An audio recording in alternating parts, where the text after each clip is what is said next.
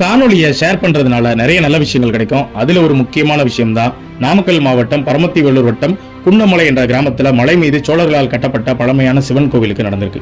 அது என்ன அப்படின்னு பார்த்தா 20 நாட்களுக்கு முன்னாடி நமது பக்கத்துல குன்னமலை சிவன் கோவிலை பற்றி பதிவு போட்டிருந்தோம்.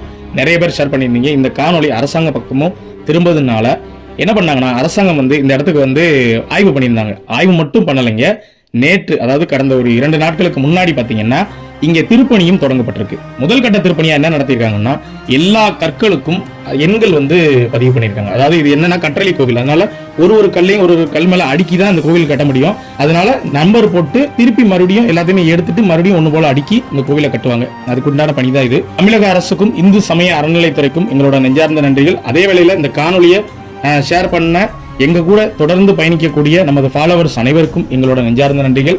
இந்த சந்தோஷமான விஷயத்தை எல்லாருக்கும் தெரியப்படுத்த இந்த காணொலியும் நீங்க ஷேர் பண்ணலாம். ரொம்ப நன்றி மக்களே.